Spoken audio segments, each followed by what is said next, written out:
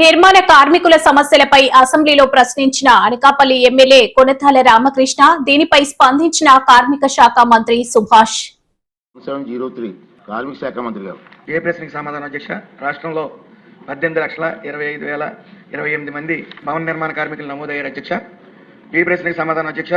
2014-15 నుండి 2025-26 కాలానికి సెస్ వసూలు అధ్యక్ష 2014-15 గాను 107 కోట్లు వసూలు చేయడం జరిగింది అధ్యక్ష.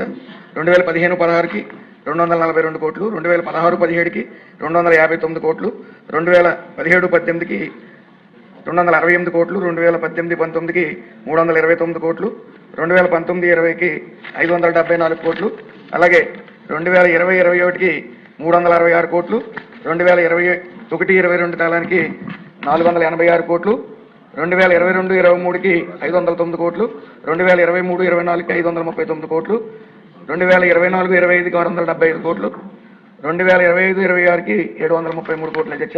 మొత్తానికి 12 సంవత్సరాలకు గాను 5,187 కోట్లు వసూలు చేయడం జరిగింది అధ్యక్ష. అలాగే సి ప్రశ్నకి సమాధానం అధ్యక్ష. 2014-15 నుండి 2026-27 వరకు అమలు చేయబడిన సంక్షేమ పథకాల వివరాలు మరియు పథకం ద్వారా లబ్ధి పొందిన భవన నిర్మాణ కార్మికుల వివరాలు అధ్యక్ష. ప్రసూతి ప్రయోజనం కింద గాను 59,918 మంది లబ్ధిదారులకు గాను 107.94 కోట్ల అధ్యక్ష ఇవ్వడం జరిగింది అధ్యక్ష. శాశ్వత తాత్కాల సహాయ కింద 140 మంది లబ్ధిదారులకు గాను 2.41 కోట్లు ఇవ్వడం జరిగింది అధ్యక్ష. అలాగే అంత్యక్రియ ఖర్చుల కింద 10,191 మంది లబ్ధిదారులకు గాను 15.89 కోట్లు ఇవ్వడం జరిగింది అధ్యక్ష. వివాహ కానుక 7,521 మంది లబ్ధిదారులకు గాను 7.82 కోట్లు ఇవ్వడం జరిగింది అధ్యక్ష. ప్రమాదవశాత్తు మరణ సాయం 1,017 మందికి లబ్ధిదారులకు గాను 30.77 కోట్లు ఇవ్వడం జరిగింది అధ్యక్ష. సహజ మరణం సాయం కింద 15,177 లబ్ధిదారులకు గాను 67.99 కోట్లు ఇవ్వడం జరిగింది అధ్యక్ష. ఆసుపత్రుల్లో చేరిన కార్మికులకు ఆర్థిక సాయం 1,335 మంది లబ్ధిదారులకు గాను 101 కోటి రూపాయలు ఇవ్వడం జరిగింది అధ్యక్ష.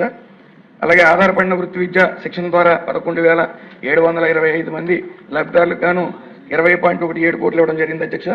నూతన పెన్షన్ పథకం అటల్ పెన్షన్ యోజన ద్వారా 7,590 మంది లబ్ధిదారులకు గాను 5 కోట్లు ఇవ్వడం జరిగింది అధ్యక్ష.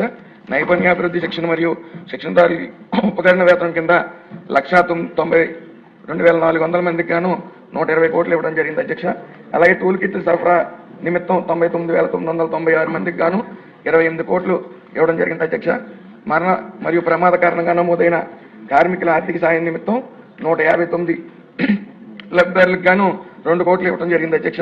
ఉపకార వేతనం తల్లికి వందనం కింద 7,27,402 మందికి గాను 1,091 కోట్లు ఇవ్వడం జరిగింది అధ్యక్ష. మొత్తం 10,51,375 మంది లబ్ధిదారులకు గాను 1,500 కోట్లు ఇవ్వడం జరిగింది. మంత్రి గారు చాలా విపులంగా సమాధానం చెప్పినప్పటికీ మన రాష్ట్రంలో భవన నిర్మాణ కార్మికులు అత్యధిక సంఖ్యలో ఉన్నారు అధ్యక్ష. కానీ రిజిస్ట్రేషన్ 18 లక్షల మందికే అయింది.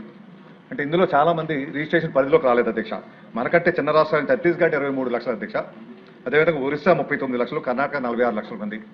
అంటే చాలా మంది భవన నిర్మాణ కార్మికులు ఈ పరిధిలోకి రాకుండా ఉన్నారు కాబట్టి వారిని కూడా తీసుకోవాల్సినటువంటి అవసరం ఎంతైనా ఉంది అధ్యక్ష. చాలా మందికి తెలియదు ఇటువంటి పథకం ఉందని.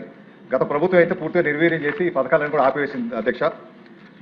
మన ప్రభుత్వం వచ్చాక ముఖ్యమంత్రి గారు ఇనిషియేటివ్ తీసుకొని పెళ్లిళ్ళకి ఇచ్చేది 20,000 ఇస్తే అది 40,000 చేశారు అధ్యక్ష. అదేవిధంగా స్కీమ్స్ అన్ని కూడా మళ్ళీ రివైవ్ చేయడం జరిగింది. కానీ మనకు వచ్చినటువంటి ఎంతవరకు వచ్చింది 2014 నుంచి 5,187 కోట్లు అయితే ఖర్చు పెట్టింది 1,500 కోట్లు మాత్రమే అధ్యక్ష. అంటే 30% మాత్రమే ఖర్చు అవుతుంది. ఇందులో ముఖ్యమైనటువంటి ప్రమాద బీమా కానీ డెత్ ఇన్సూరెన్స్ కానీ కవర్ అవ్వట్లేదు. ఇచ్చినవి కూడా చాలా తక్కువ ఇస్తున్నారు అధ్యక్ష.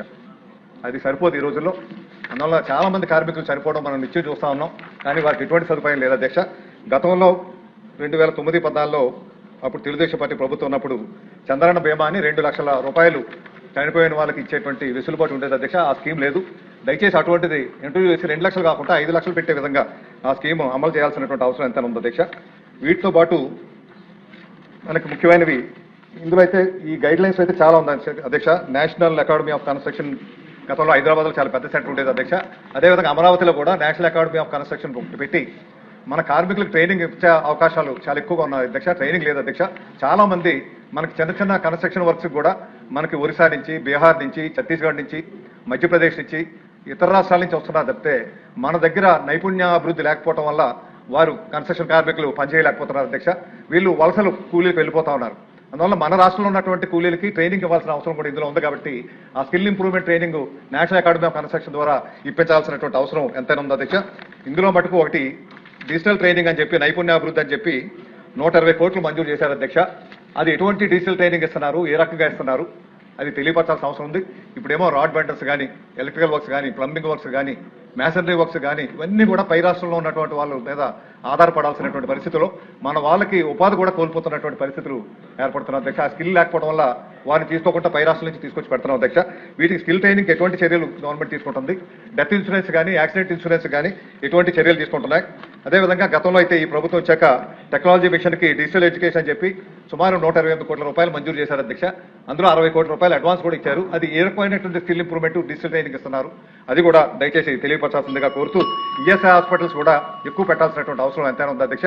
ఈ మధ్య కేంద్ర ప్రభుత్వం ఈఎస్ఐ ద్వారా ఎంప్లాయీస్కి ఎక్కువగా ఉపయోగపడే విధంగా ఒక వైద్య కళాశాల కూడా మన ఆంధ్ర రాష్ట్రానికి ఇవ్వడానికి వచ్చారు అధ్యక్ష. అటువంటి వైద్య కళాశాల అనకాపల్లి పారిశ్రామికంగా ఎక్కువ అభివృద్ధి చెందుతుంది కాబట్టి అక్కడ పెట్టాల్సినటువంటి అవసరం ఎంతైనా ఉంది. కాబట్టి అచ్యుతాపురంలో 50 పడకల ఈఎస్ఐ హాస్పిటల్ వచ్చే కదా, అది ఇప్పుడు పూర్తి చేస్తారు.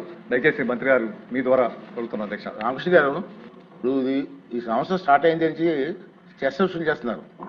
ఇప్పుడు వరకు మీరు ఇప్పుడు ఎంత కలెక్ట్ చేశారు, ఎంత ఖర్చు పెట్టారు కూడా చెప్పాల్సిన బాధ్యత ఉంది మంత్రి గారు.